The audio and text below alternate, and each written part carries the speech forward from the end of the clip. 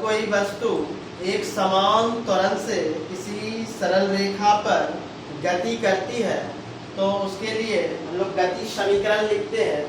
गति समीकरण, पहला गति समीकरण है v बराबर u प्लस at। दूसरा गति समीकरण है s बराबर ut plus half at square. और तीसरा गति समीकरण है v स्क्वायर बराबर u स्क्वायर प्लस 2as। ये तीनों गति समीकरण को हम पहले दो विधि से साबित करेंगे। सबसे पहले ग्राफीय विधि से देख लेते हैं, उसके बाद बीजगणितीय से सत्यापित करके बताएंगे कि ये फॉर्मूला आएंगे, ये समीकरण आएंगे जब कोई वस्तु एक सरल रेखा पर एक समान त्वरण से गति करेगी तो ये तीनों समीकरण सत्यापित होंगे। देखिए ध्यान से देखिए, हमने ग्राफ में बताया था कि जब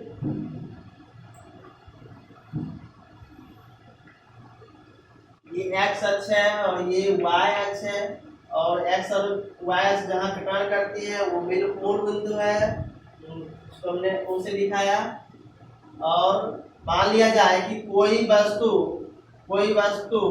इस पर समय ले लीजिएगा सेकेंड में, और इधर वेग ले लीजिएगा, वेग समय ग्राफ बना रहे हैं मीटर प्रति सेकेंड में। ये वेग समय ग्राफ है जिसमें समय x अक्ष पर लेंगे और वेग y अक्ष पर लेंगे। वेग सेकेंड में लिए हैं, y मीटर, ये वेग समय सेकेंड में लिए हैं और वेग मीटर प्रति सेकेंड में लिए हैं। और इसको जब मान लिया जाए कि कोई वस्तु प्रारंभ में शुरुआत में u वेग से चलना शुरू किया है, u वेग से चल रही है, शुरुआत में u वेग से चल रही है, यानी ए बिंदु पर से चलना शुरू किया, उसका वेग चलती हुई कोई वस्तु आ रही है और हमने देखा बिंदु ए पर उसका शुरुआती वेग ए था। हमने जिस समय देखना शुरू किया किसी वस्तु को और वो वस्तु को बिंदु ए पर देखा तो उसका शुरुआती वेग क्या था, u था। और उस समय से उसने क्या किया, एक समान त्वरण से क्या किया, वो अपना वेग को बढ़ाते गया। इस तरह से उसका ग्राफ जाएगा एक समान त्वरण से कितना समय तक, तो मान लेते हैं कि वो जो है t समय तक बढ़ाते गया। और t समय तक जब बढ़ाते गया तो उसका वेग जो है, वेग कितना पहुंच गया, तो वेग जो है उसका v पहुंच गया। वेग का मान v हो गया और टाइम उसको कितना लग गया, टाइम जो है उसको t समय तक वो अपना त्वरण उत्पन्न करते रहा, जिसकी वजह से उसका वेग जो है कितना पहुंच गया, v पहुंच गया। यानी a से चल करके वो वस्तु b पर पहुंच गया और b पर जब पहुंचा तो देखा कि उसका वेग कितना हो गया, वेग हो गया उसका v, लेकिन टाइम कितना उस समय लग गया था, तो टाइम लग गया t, यानी o से मान लेते कि o से b तक आया तो उसको टाइम लग गया कितना, t समय लग गया। और जब a से b पर पहुंचा यानी कि उसका वेग v हो गया। शुरुआत में देखे कि वस्तु a पर u वेग से जा रही थी और वहां से एक समान त्वरण उत्पन्न करते हुए जा रही है तो वह b पर पहुंच गया, तो b पर जो है उसका v वेग प्राप्त हुआ। अब इसका हम लोग देखेंगे कि AB का पहला गति समीकरण फिर से आपको प्राप्त करके बता देते हैं कि ये AB जो है यही आपका ग्राफ है, वेग समय ग्राफ है। इस कोई वस्तु का ग्राफ AB का हम लोग पहले ढाल निकालते हैं। ग्राफ AB का ढाल निकालने के लिए आपको बताए थे कि लंब और आधार की जरूरत पड़ती है। इस ग्राफ से एक लंब कैसे बनेगा, यहाँ से आप डॉटेड लाइन मिला दीजिएगा और इस बिंदु को मान लेते हैं कि C नाम रख देते हैं। अब देखिए ये एक त्रिभुज बन रहा है और ये त्रिभुज ABC एक त्रिभुज बन रहा है, समकोण त्रिभुज बन रहा है, 90 डिग्री का कोण बन रहा है। तो ABC त्रिभुज में बताइए इस कोण के लिए ये लंब हो जाएगा और ये आधार हो जाएगा।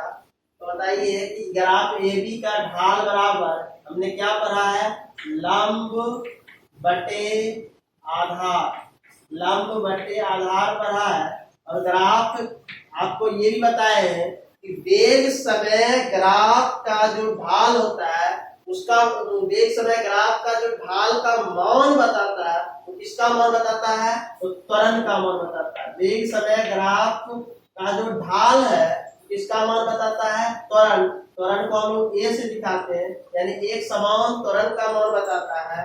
यानी हम लोग लिखते हैं ग्राफ एबी का जो ढाल होगा तो त्वरण का मान बताएगा। कौन त्वरण, त्वरण ए। त्वरण को हम लोग ए से दिखा रहे हैं, त्वरण ए का मान बताएगा। और इधर लंब बटे ढाल का मान होता है लंब बटे आधार। तो लंब क्या हो गया था, बीसी।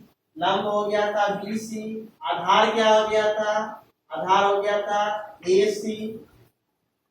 अब एक चीज बताइए, ए त्वरण ए इधर ए लिखेंगे और बीसी, बीसी हम डायरेक्ट नहीं माप करके, एक चीज बताइए, अगर इस लाइन की अगर हमको लंबाई निकालना है, बी से सी तक की लंबाई निकालना है तो पहले हम बी से बी तक माप लेते हैं और उसमें से फिर बी से सी तक माप करके घटा लेंगे तो बीसी का मान निकल जाएगा।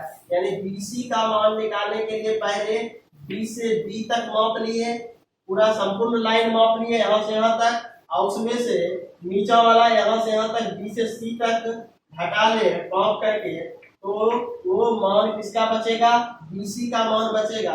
अब बटे जो एसी है वो एसी ही रखेंगे। चलिए अब बताइए, त्वरण ए बराबर बीवी का मान, बीवी का मान देखिए वाई एच पर कितना बता रहा है, कहता है भी, यानी यहाँ से यहाँ तक का मान भी है तो भी माइनस बीसी का मान देखिए वाई एच पर, यानी यहाँ से यहाँ तक का मान क्या है, यू है, तो यू हो गया। अब बटे एसी का मान देखिए एक्स अक्ष पर मिलेगा, ए से सी का, यानी ए से सी का मान ये क्या है, यहाँ से यहाँ तक गया टी का मान है, तो ये लिखेंगे टी, यानी ए, इसको टी को इधर गुना कर दोगे तो ए टी बराबर बी माइनस यू, या अगर माइनस यू को इधर बुलाओगे प्लस यू हो जाएगा, यानी यू प्लस ए टी हो जाएगा, उधर बचेगा सिर्फ भी, यानी इसको सीधा कर ले पहले लिख ले, इसलिए बोर्ड दिखाई दे रही है, बताइए। उसके इसलिए लिख लेंगे, लास्ट लाइन लिख लेंगे, इसलिए v बराबर u plus A T, v बराबर u प्लस ए टी, यही हुआ गति का पहला समीकरण, समीकरण एक। आपको ये याद रखना फॉर्मूला, इसी पर बहुत सारे नॉमेरिकल बनेंगे। यहाँ तक तो कर लिए थे, आगे बढ़ जाए। यहाँ तक तो हम लोगों ने कर लिया था, बताइए आगे बढ़े।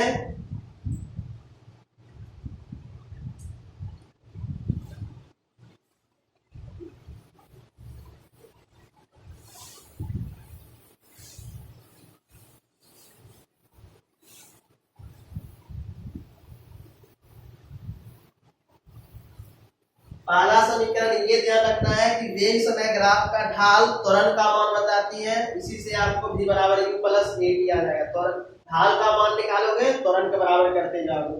दूसरा चीज हम लोगों ने ये सीखा था कि जब वेग समय ग्राफ के नीचे का क्षेत्रफल हम लोग निकालेंगे तो वो विस्थापन का मान बताएगी। वेग समय ग्राफ के नीचे का जब क्षेत्रफल का मान निकालेंगे तो वो इसका बताइए कि किसका मान बताएगी, तो तय किया गया विस्थापन का मान बताएगा। तो याद रखिए ये वेग समय ग्राफ है। अब इस ग्राफ के नीचे का क्षेत्रफल अगर हम लोग निकाल दें, यानी यहाँ से देखिए ये क्षेत्रफल निकाल दें, ये जो x अक्ष तक जो इसका क्षेत्रफल बन रहा है, ये क्षेत्रफल अगर हम लोग निकाल दें, ये क्षेत्रफल सिर्फ निकाल देंगे तो क्या निकल जाएगा, वेग समय ग्राफ के नीचे का क्षेत्रफल किसका मान बताएगा, तय किया गया विस्थापन का मान बताता है, ध्यान रखिएगा। तो लिखेंगे, अब देखिए दूसरा समीकरण निकालने के लिए बन रहे हैं, चूंकि वेग समय ग्राफ के नीचे जो नीचे बनेगा, नीचे का कुल क्षेत्रफल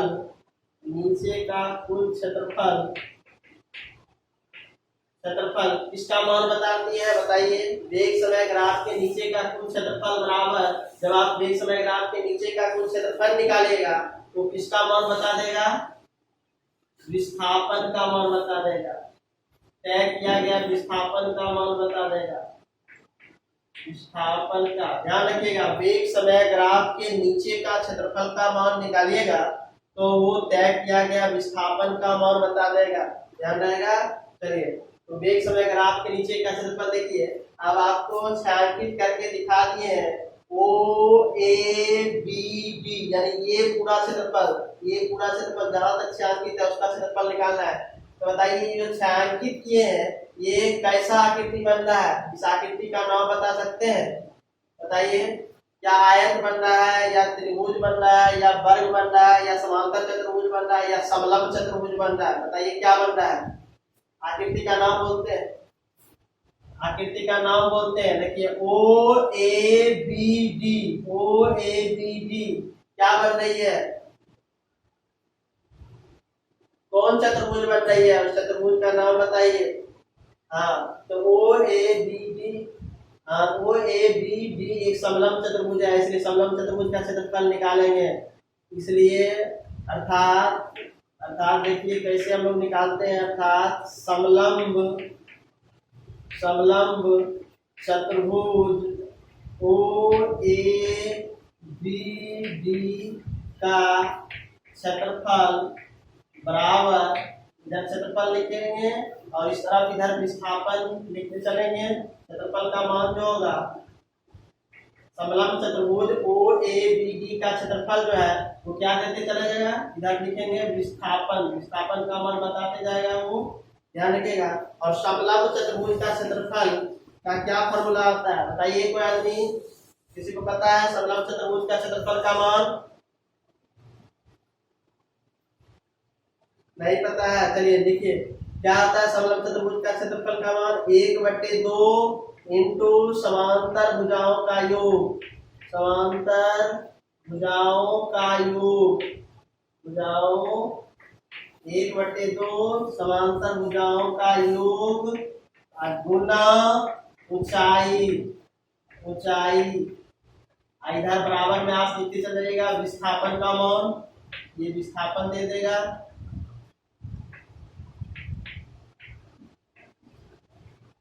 यानी कि समलंब चतुर्भुज ओएबीडी का क्षेत्रफल विस्थापन का मान बताएगा। समलंब चतुर्भुज का क्षेत्रफल होता है 1/2 गुना समांतर भुजाओं का योग इंटू ऊंचाई। तो बताइए, 1/2 यानी 1/2 इंटू समांतर भुजाओं का योग। समांतर भुजा कौन कौन है? देखिए, ये दोनों तो समांतर है नहीं, समांतर भुजा ये है, एक ओ ए और एक डीबी। ओ ए और डीबी देखिए ये समांतर भुजाएं है कि नहीं है? बताइए, ओ ए और डीबी समांतर भुजाओं का योग करेंगे, यानी इधर से ओ ए कर देंगे और उधर से डीबी कर देंगे। ओ ए और डीबी गुना ऊंचाई देखिए, तो ये समांतर भुजाओं के बीच की जो लंबिक दूरी होता है उसी को ऊंचाई। ये दोनों, ये लाइन ओ ए लाइन और बीडी लाइन के बीच की दूरी क्या है? तो ओडी लाइन है, उसी को ऊंचाई बोलते हैं। समांतर भुजाओं के बीच की जो लंबिक दूरी होता है उसी को ऊंचाई बोलेंगे। ओडी है, समांतर भुजाओं के बीच की दूरी कितना है? ओ से डी तक है, ओडी ही ऊंचाई होगा। ओडी विस्थापन यहाँ लिखेंगे, बराबर विस्थापन लिखते आ रहे हैं। एक बात बताइए, 1/2 समांतर भुजा ओ ए का मान बताओ, ओ से ए का मान, ओ से ए तक का मान क्या है? क्या देखो, यू लिखा है, ओ से ओ ए का मान यू है। अच्छा, जी से बी तक का मान देखो, वाई अक्ष पर क्या है?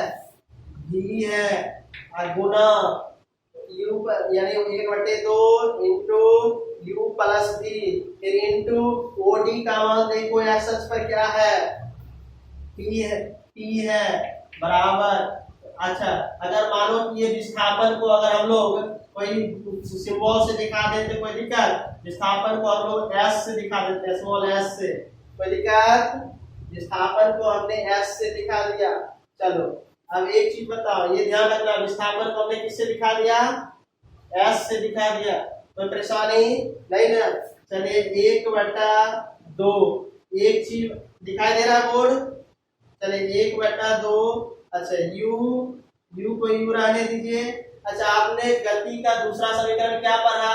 एस बराबर UT plus half A T square.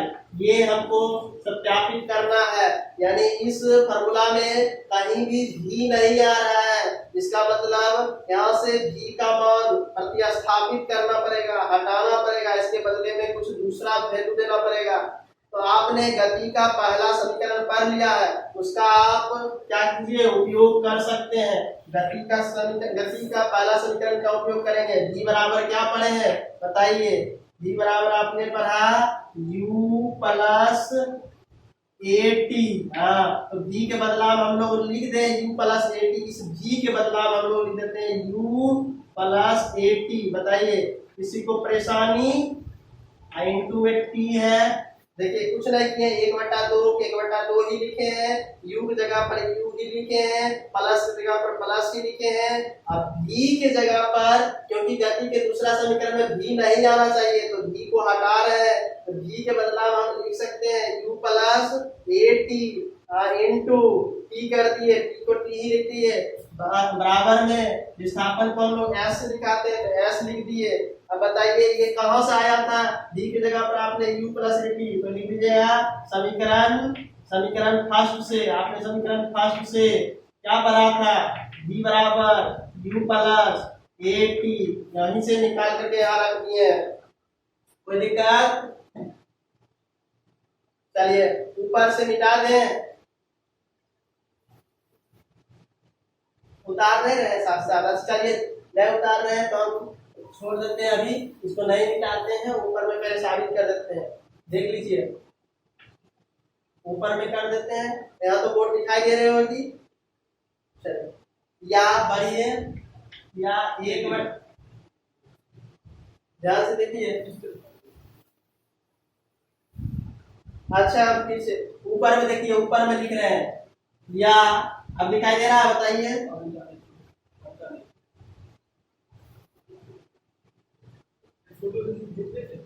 या 1/2, ध्यान से देखिए, या 1/2 हमने लिखा। अच्छा एक बात बताओ, u जोड़ u करोगे तो कितना u है प्लस, और फिर ब्रैकेट में u है तो u और u को जोड़ दो तो कितना u बोलो? हाँ 2u। आप फिर देखो u काम खत्म, यानी u को जोड़ दिए तो 2u अब प्लस, अब क्या बचा हुआ है 80 तो प्लस 80 कर देना। अब बाहर में क्या है, क्या चीज से गुना है? t से गुना है, बराबर में t से गुना है, बराबर में क्या है? s है। या आगे बढ़ो, अब इस t से भी क्या कर दो, गुना कर दो, कर दे। चलो तो 1/2 2u, ध्यान रखना 2ut प्लस क्या कर रहे हैं? a2ut plus at square. ठीक है, t से गुना कर दिए, t को भी ब्रैकेट में लेके चला है, गुना कर दिए, बराबर में क्या बचा? s। अच्छा इस 2 से अब सब में भाग दे दें ना, कोई 2 बाहर में, इस 2 को भी अंदर लेके चल जाए, सब में तो भाग हो जाएगा, यहाँ भी भाग हो जाएगा, यहाँ भी भाग हो जाएगा। या एक लाइन आगे बढ़ते हैं तो 2ut बटे, देखना ध्यान से, 2ut बटे 2 प्लस 1/2 at स्क्वायर, 2 को भी अंदर लेके चल गए, बराबर क्या बच गया? s। अब देखो ये 2 कैंसिल हो रहा है, क्या बच रहा है? या आगे बढ़ोगे तो ut plus half at square बराबर क्या बच रहा है? s बच रहा है। यानी कि गति का दूसरा समीकरण हमने पढ़ा भी था, s बराबर यूटी शुरुआत में ही बता देते गति का दूसरा समीकरण होना चाहिए एस बराबर UT plus half A T square. यही साबित करना था, यही सत्यापित करना था। चलिए कर लीजिए।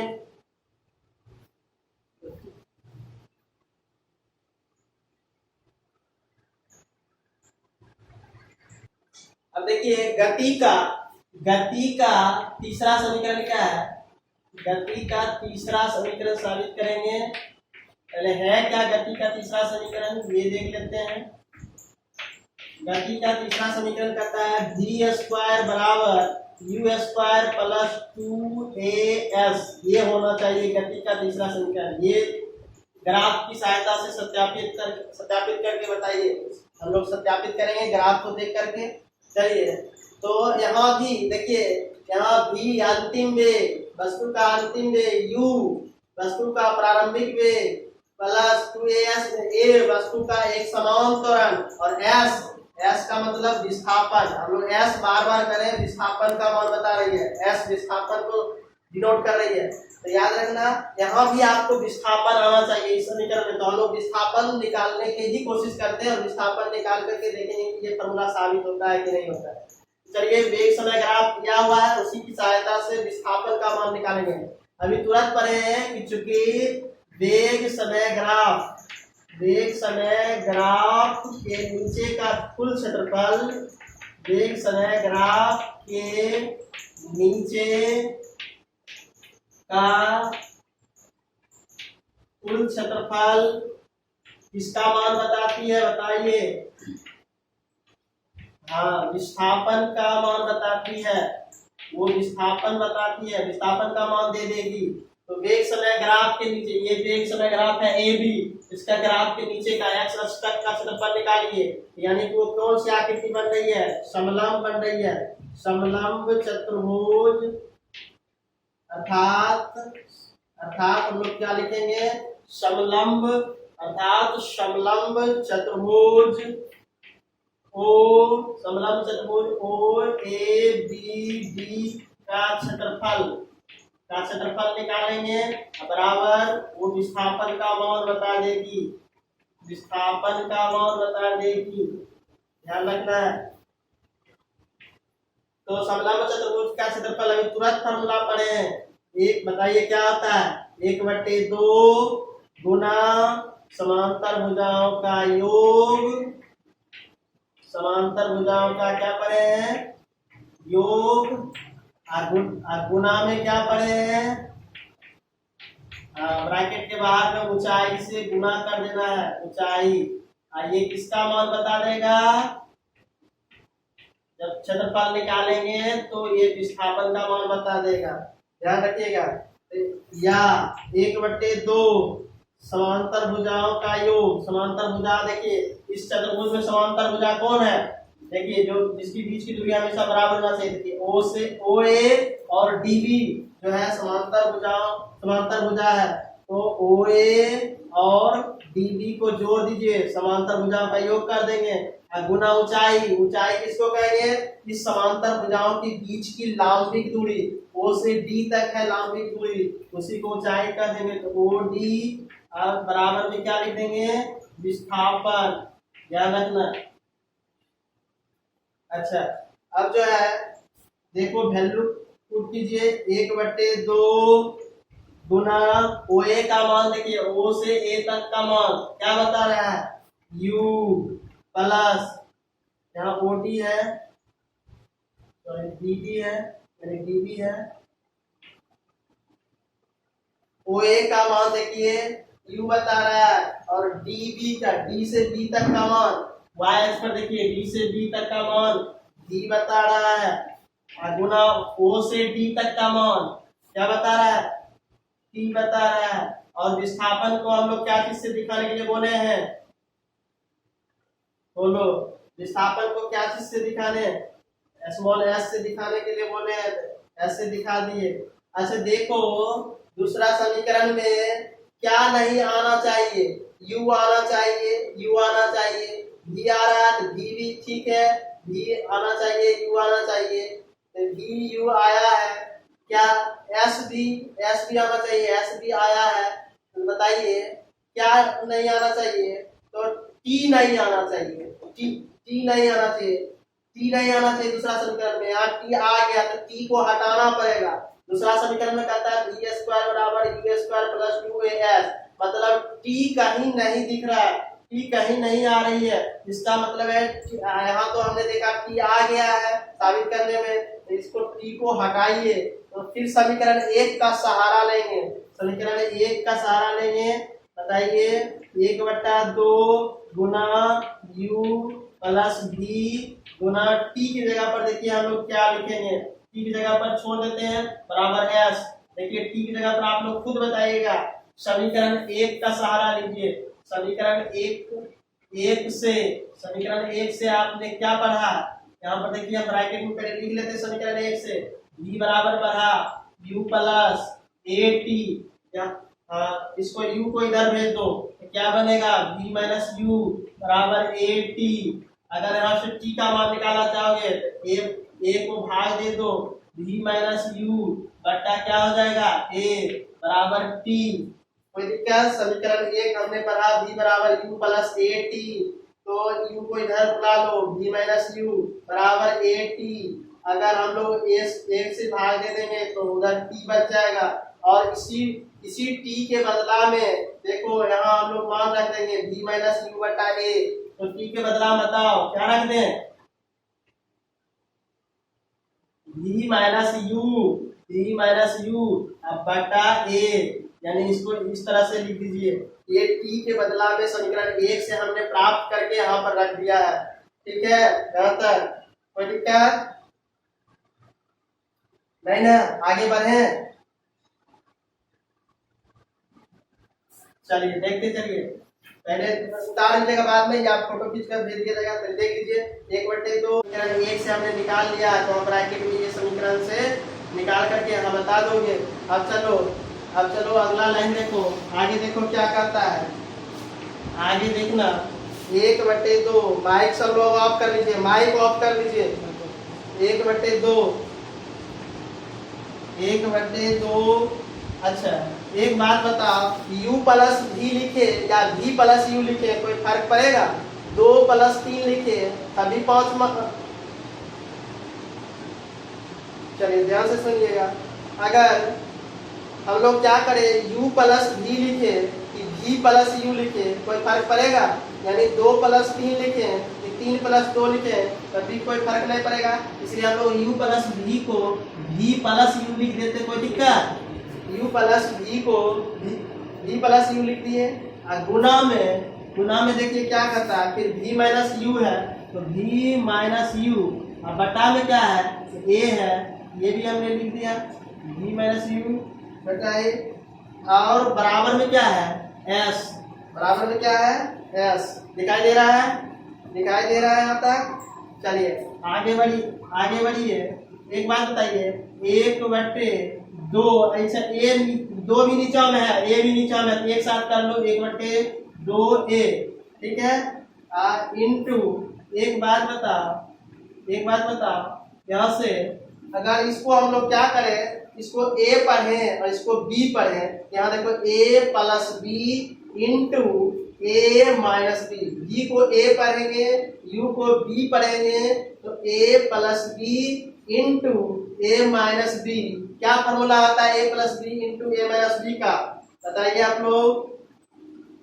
Very good, a square plus b square, यानी a plus b into a minus b का फॉर्मूला होता है a square minus b square. यहाँ पर तो हम लोग लिखेंगे b square minus u square, b square minus u square लिख दे, किसी को दिक्कत नहीं ना? बराबर में हम लोग s लिख दिए। चलिए नीचा लिखे, दिखाई देगा? देखिए तो दिखाई दे रहा है? चलिए ध्यान दीजिए, चलिए दिखाई नहीं दे रहा है तो हम लोग ऊपर लिख देते हैं। चलिए इसको, चलिए ठीक है, चलिए फिर भी ऊपर लिख देते हैं, लास्ट लाइन ऊपर देख लीजिए, ठीक है ना? 1/, अच्छा एक बात बताओ कि 2a को उधर भेज दे, इधर बटा में तो उधर जाएगा तो गुना हो जाएगा, बताइए तो हम लोग क्या करते हैं, इधर बच जाएगा V square minus U square बराबर 2a को कहो उधर जाने के लिए, इधर बटा में है मतलब भाग में, उधर जाएगा गुना हो जाएगा, तो क्या हो जाएगा 2as हो जाएगा। ठीक है, अब जो है अब क्या करो, वी स्क्वायर को इधर रहने दो, माइनस वाला को उधर भेज दो, तो वी स्क्वायर बराबर देखो माइनस यू स्क्वायर उधर जाएगा तो प्लस यू स्क्वायर हो जाएगा, तो यू स्क्वायर अब प्लस में उसके साथ ही जुड़ जाएगा 2as। आपको देखिए गति का तीसरा समीकरण क्या पढ़ा है, वी स्क्वायर बराबर यू स्क्वायर प्लस 2as। देखिए हमने सत्यापित भी किया है, वी स्क्वायर बराबर यू स्क्वायर प्लस 2as। सब लोग समझ गए? चलिए, यानी कि s बराबर ut plus half eighty square और v स्क्वायर बराबर यू स्क्वायर प्लस 2as दोनों को